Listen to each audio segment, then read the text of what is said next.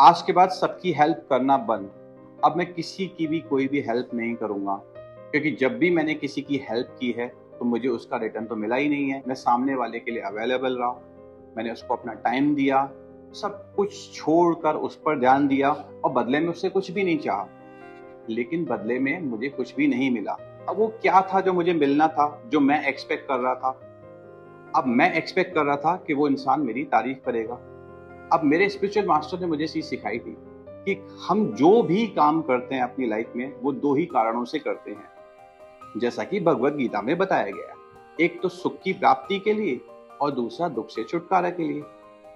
यानी अगर मैंने उसकी हेल्प करी तो बदले में मुझे तो कुछ नहीं मिला, क्योंकि मैं कोई कंसल्टेंट तो हूं नहीं, थेरेपिस्ट तो हूं नहीं, प्रोफेशनल में उस टाइम सोच नहीं रहा था अपने आप को। तो मैंने हेल्प कर दी, अब बदले में मुझे कुछ अमाउंट नहीं मिला।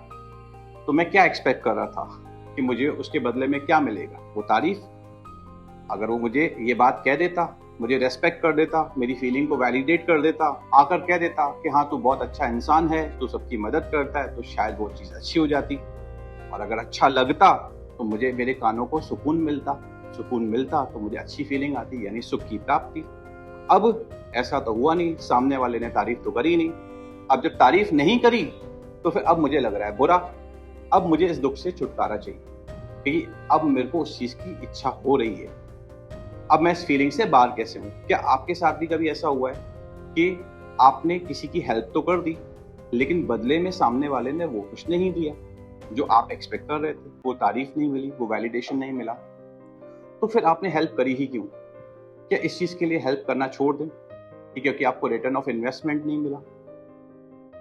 तो अब आपको क्या करना है? इस फीलिंग से अगर आप गुजर रहे हो तो एक बात समझ लो, पुराने लोगों ने कहा है कि नेकी कर दरिया में डाल। अगर आपके पास दरिया नहीं भी है तो भी कोई बात नहीं, थिंक लाइक अ प्रोफेशनल। मैं आपको एक नया परसेप्शन दे रहा हूँ कि थिंक लाइक अ प्रोफेशनल। लोग अगर आपके पास में आ रहे हैं और आपसे हेल्प मांग रहे हैं, तो आप एक प्रोफेशनल की तरह रिएक्ट कीजिए। रिएक्ट कीजिए कि लोग, आप एक अच्छे थेरेपिस्ट हैं, लोगों की हेल्प करते हैं, और लोग इसीलिए आपको याद करते हैं क्योंकि बिकॉज यू आर स्पेशलिस्ट। या तो उसको प्रोफेशन बना लो, नहीं तो ऑब्सेशन बना लो, ना तो पैशन बना लो। अब मेरे लिए तो बड़ा आसान हो गया, क्योंकि मैंने ये डिसाइड कर लिया है कि मुझे चाहे कुछ मिले ना मिले, बट मुझे सेटिस्फैक्शन मिलना चाहिए। अब आपको सेटिस्फैक्शन किससे मिलता है? आप हेल्प करने वाले हो या नहीं करने वाले हो?